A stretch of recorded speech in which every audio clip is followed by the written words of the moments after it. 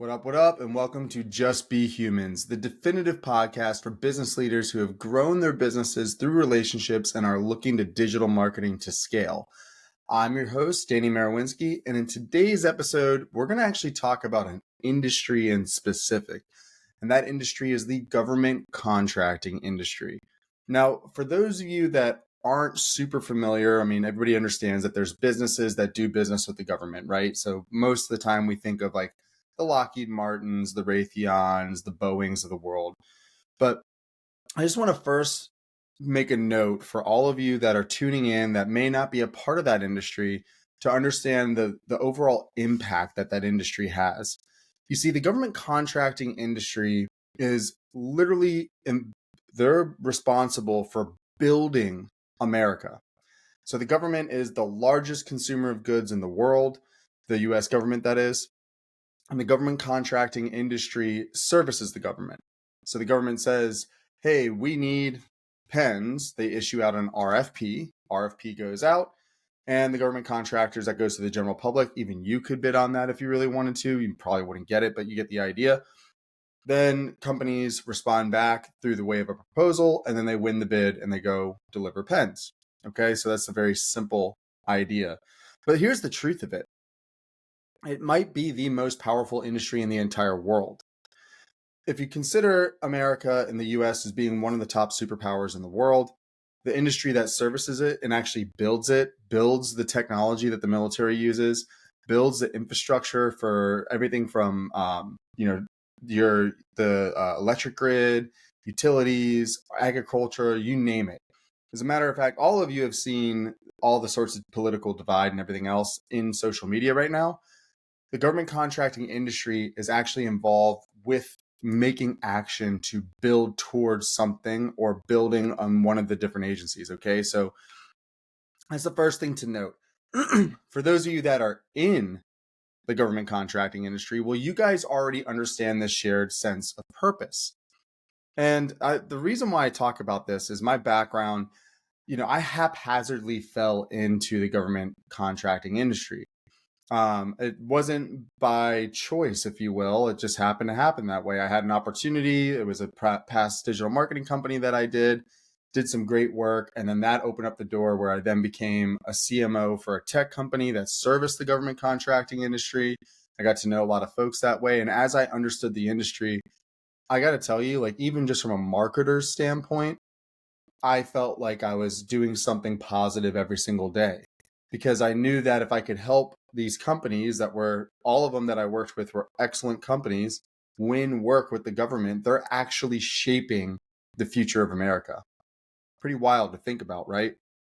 Yet the government contracting industry, as you could well imagine, and probably one of the big reasons why you don't know a lot about it, is because a lot of it comes from relationships, right? It comes from many, many decades of folks that have been inside of the industry and ways that they've done business for many, many years. And also, as you can imagine, a lot of the folks that have started these bigger companies, they come from some type of like a military background. They've done work for the government and they move over to the civilian sector to either work for a company or stand up their own. So it's got a lot of very traditional methods, right? I would say it's a very traditional style of business. And and when I say they, I mean the industry as a whole is one of the last to the digital marketing game. Interesting, right? Now, you can also equate that to a lot of people that are in the military. They don't necessarily want to be a public figure. And then when they move to the civilian sector, they're very protective over their identity. So I totally get that. And I think a lot of us do too. But there's a major, major gap. You see, I'm not the only one that just kind of happened to fall into it. As a matter of fact, I was sitting around a campfire when I got first introduced to the industry and the opportunity to work in the industry. Often what you hear from the government contracting industry is they recruit people to work on proposals and things like that at the water cooler, as they say. So you're working for a company, they have a government sector that they do business with the government, and then they might need a subject matter expert on a particular topic to respond to one of the requirements inside of the RFP. So let me give you a very practical example. You might be a computer engineer, okay? And you're going out to the water cooler for a big tech firm. Well, that tech firm probably has a channel that they do business with the federal government. Someone gets an RFP, the proposal manager or someone of that source gets an RFP, and they go, oh, this particular line or these couple of requirements, we need a computer engineer to respond to that, to showcase that, A, we have the resource and we have the knowledge to execute on this. But I, as a proposal person, I don't have that working knowledge. So that's where I go all of a sudden to tap someone on the shoulder at the water cooler. Hey, Mr. Computer Engineer, could you help me with this project? And that's typically how the whole game starts. And you hear that story. If you talk in this industry long enough, you hear that story over and over and over again. So why is that? And here's the other, clincher to this whole entire thing. On social media today, I don't think I'm the first to tell you this without understanding it, that there is a massive political divide on social media, mass amounts of opinions, people complaining, all sorts of stuff. But what I've seen is the bulk of those people that are super active in their political view set on social media don't actually do anything besides share content about it and jump on the hype. The truth is in this political landscape that we're currently seeing today, if you really want to make a change, why not go work for the industry that actually builds the US, that actually builds the government, the infrastructures, everything, and impacts the world, right? Well, probably because you didn't know that was a career path. And why didn't you know that was a career path? Well, because that industry is quiet on social media. So this is my call to action. This is actually too, if you're tuning into this, if you're going to be at the MAC conference, the Capital Regions APMP chapter event, I'm going to be the keynote for that, talking specifically about this. And the big thing that the big message that I'm trying to get through, it's a very simple concept, but it's the ARR, okay? ARR, and I'm not talking about annual recurring revenue, but I'm talking about ARR in the digital marketing space. So let me just break that acronym down. It's about being authentic, it's about being relatable, and it's about being relevant. If you can hit those three things, you're going to do well on social media. In this space, I've never seen it more easy to do. So we all have heard there's money in controversy, and that's true. I mean, there's a reason why companies do what they do. There's a reason why they stir the pot. It gets attention, it drives sales, it drives revenue. Well, in government contracting, if we just took the recruiting problem alone, okay, just that alone, never mind the rest of it. First off, creating authentic content means that you actually have to care. Like it's actually part of you. It's not like, oh, I'm going to go try and be a brand ambassador for a company I'm never going to wear. So therefore I'm going to create content and I'm going to try to be authentic. Like that's not authentic. Authentic is I wear this brand because I love it, right? So that's the first part, is the authenticity. Well, in the government contracting space, with such a large shared sense of purpose that everybody in the industry typically has, it's not that big of a leap or challenge to be authentic in the way of like, hey, this is why I get up every day. This is why I work late. This is why I work over the holidays and on the weekends, because I know and I believe that the work that I'm doing is going to positively impact not just America, but the world. That's huge. And as a W-2 employee, there's not many other jobs like that where you have that level and sense of purpose. And one of the things you've probably seen as far as the W-2 world is a lot of folks are turning over jobs because they just don't feel purpose within their role. And we're searching for purpose. We will forego revenue for purpose for ourselves, meaning we will forego a higher paying job and a job that we're not going to like because we don't feel purpose there. And we will take a lower paying job with a higher purpose. We've seen that over and over again. There's tons of research out there on that. I'm not the first to tell you that, obviously. So that's the first part. With a shared sense of purpose and that strong of a purpose, it makes it very easy for the people inside of the industry to be authentic. Just speak to the purpose. Speak to your purpose. That's the whole core of authenticity, okay? So that's the A of ARR, being authentic. Relatable. This is another easy one and really like shooting fish in a barrel for the government contracting industry. Why? Because of the political landscape and divide. Now, you don't need to come out if you're in the industry and stake your flag in the ground of I'm far right, I'm far left. Some people do, but you don't have to do that. You don't have to play the opinion game. Instead, you can simply show people, hey, if you have a strong political belief, then you could come work on one of these projects that might be controversial, right? Think like environmental stuff, all the stuff that these government contractors do for the EPA.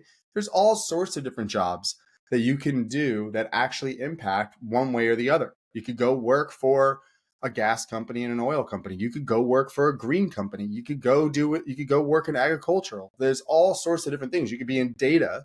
You could be in actual physical infrastructure.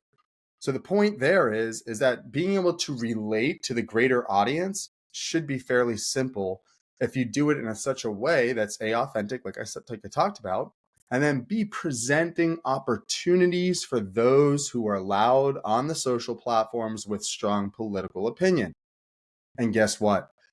There's millions of people that are loud on social media with political opinion. And out of those millions, how many? I don't know what the stat is. I'm not even sure that there is a stat specific to this, but how many of those millions and millions of people that are allowed on social media actually come off of social media and make action with their life beyond raising up a picket fence or a picket sign, protesting in front of the Capitol, right? So relating to other people, that's part of it. And the last part is relevancy. Okay, now I'm going to just give you guys, I did a brief thing on compare and contrast, right? I leveraged ChatGPT to give me this, and I just want to share that answer in response with you, which I think is like spot on. So for the comparison, right? The focus between relatable and relevant. Relatable focuses on the emotional or personal resonance, while relevant focuses on topical or situational appropriateness. In the way of the response, relatable content generates empathy, whereas relevant content sparks interest or action because it aligns with the audience, with what the audience cares about at the moment. At the moment. In the political landscape, how many moments are there? Thousands upon thousands every single day. There's a moment, right? And then relatability is broader as it taps into the shared human experience, whereas relevance is more specific to time, place, and situation.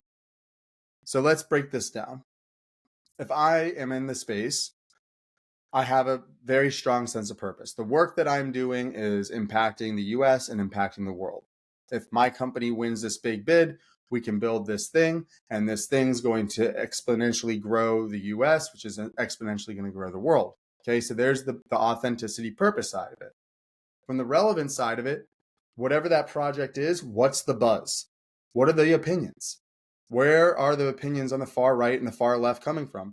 What about those that are more in the middle? What about this true independent in the center, right? You can think about all those different opinions, and then you can start to put out content. Hey, do you feel this way? Far right? Hey, do you feel this way? Far left? Hey, do you feel this way? Somewhere in the middle? Are you kind of confused? Doesn't matter where you are on the spectrum. You can then relate to help generate that sense of empathy. Empathy, by the way, is derived from the Greek term that means I suffer with you. Okay? I suffer with you. It means that those that are feeling strong one way or the other, you just simply get it. You don't have to agree. You don't have to, jump on board and run down that line, but you just need to show that you suffer with that person, regardless of whether you agree with that opinion or not. Because the fact that they're on there and so active means that it's obviously bothering them. And you can feel what that feels like when something's really bothering you. So you can relate at that level. Okay. Then you have relevance. Relevance is where you can tack on to a specific political topic around the same thing and along the same thread, right? Pick any of them. And you could talk about how the work that you're doing is going to impact that. Just impact it. You don't have to tell it or say it's going to impact it this way or that way. that is something that is left to be seen by the way that we actually build the thing, right? So the ARR, authenticity, relatability, and relevance, is super simple to accomplish within the government contracting industry. Most content creators outside of this, to include myself, this is a challenge, a huge, huge challenge for us. That's why even in Just Be Humans, I do it because even in my intro, I'm trying to relate to business leaders who've grown their businesses through relationships and are looking at digital marketing to scale. That's where I'm trying to relate, right? The relevancy is talking about today, what's happening in the marketplace, what are different tips and tactics and things like that you can do and make it actionable. That's where relevancy comes into play. And the authenticity is because I just absolutely love this stuff. I eat, sleep, and breathe it every single day, right? So it comes across very, very transparent on that front. But that's a challenge for a lot of folks to do, especially those of you that are trying to start to get into the content creation world. And what's funny is the one industry that I see that has this basically locked up already is the most quiet on social media. The last to adopt these practices, the last to the game. And if you look at the adoption curve of them versus other industries, they are truly at the end of it. It's wild to me. So this is my call to action to anybody that's working inside of the government contracting industry. Go make a post. You don't have to worry or stress about getting fired unless you obviously share proprietary information. Don't do that, but you shouldn't do that anyways. Don't bash the company. Shouldn't do that anyways, right? Like all these things that would get you fired are very, very, very obvious for most people. And like if you go too strong around one opinion, or if you get too political, or so on and so forth, yeah, you can get yourself into some trouble. But that's true for just about everything, right? So look at the landscape and understand this top line of what people are doing and where the attention's going. And then all you're doing is presenting an opportunity for those folks that, regardless of where they stand, to jump in and get to work and help support the mission, their agenda through these different initiatives, right? So that's what I got for today. So I want to thank you guys again. This is Just Be Humans, the definitive podcast for business leaders who have grown their business through relationships and are looking at digital marketing to scale. And remember, the key takeaway from this one is the ARR of how you produce content: authenticity, relatable, relevant. That's it. All right, guys. Hope you have a great rest of your week. Let's get it.